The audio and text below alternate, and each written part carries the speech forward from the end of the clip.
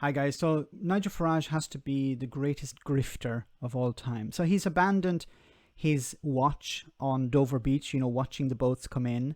He's abandoned his rhetoric surrounding Brexit, of course, criticising Boris Johnson at every turn, criticising Boris Johnson's government for not delivering the Brexit that people voted for or somehow was promised. That's of course very difficult to nail down what people actually voted for. But, Nigel was sure that whatever Boris Johnson is delivering isn't a real Brexit.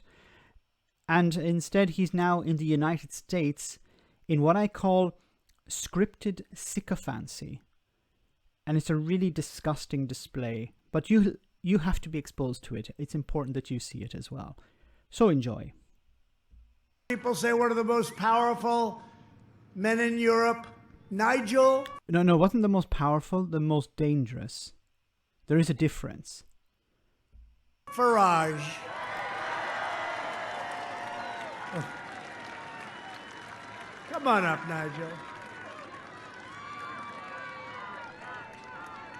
He's a very... The whole hilarious thing about this as well is that none of these people know who Nigel Farage is. None of these people care about Nigel Farage. None of these people have any understanding of Brexit, and most of them probably wouldn't be able to identify the UK on a map. Very non-controversial person too, right? That's what he's... Come on, Nigel. He's very shy. Thank you. Oh, I'm non-controversial and shy compared to you. I got to say, 4 years ago, I was honoured to come to America to bring the Brexit message, the message that you can beat the establishment. And that is what Donald Trump did. He beat the pollsters, he beat the media, he beat all the predictions.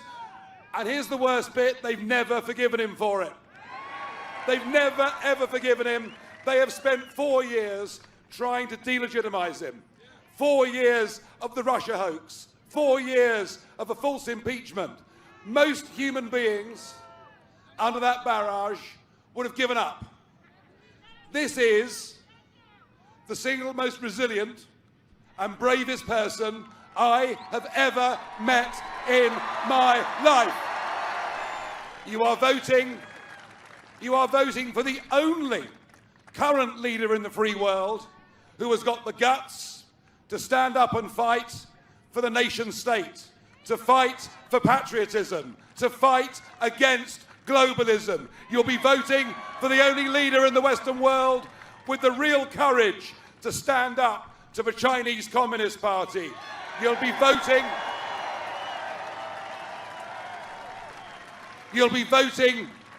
for decency, plain speaking, and a man who in 4 years hasn't just cut your taxes, hasn't just improved the economy, but a man who right now is bringing Israel together with Arab nations in a way that nobody ever believed was possible. And that's what he's done, and I wish you Godspeed. I really do. Okay, oh my God. So why I call this scripted sycophancy is because you can be sure that Nigel Farage didn't write this. This was written by Donald Trump's aides. Okay, Nigel comes in and, okay, so I have some, I have some ideas about what I should... No. You read out what we tell you to read out. You memorize what we tell you to memorize. Now, my bigger question is, why the hell is Nigel Farage there? Now, Nigel Farage went there before. He's been to America a number of times. He was there recently where, he was at a rally. Social distancing wasn't respected at the rally. Nigel Farage returned. And then a few days after returning, when he was supposed to be self-isolating, he was in a pub before the pub was closed, having a pint. Anyway, what is this all about? So, first of all, isn't it a disgusting display of sycophancy? Just kissing Donald Trump's arse here. It's disgusting. But Nigel Farage does these things for a purpose. He's not doing it because he cares about Donald Trump. And Donald Trump doesn't care about Nigel Farage. I'm surprised that Donald Trump even remembers half the time who Nigel Farage is. Donald Trump likes to be flattered, and that's what Donald Trump gets out of this.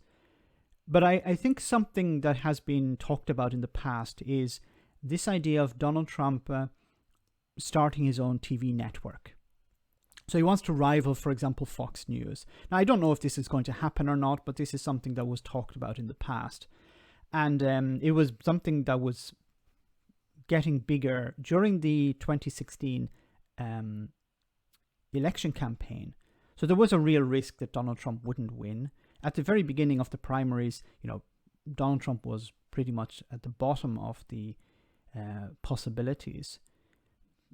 There was a real feeling in America at the time. It would be, for example, Jeb Bush, George W. Bush's brother, versus Hillary Clinton. That was the idea at the beginning.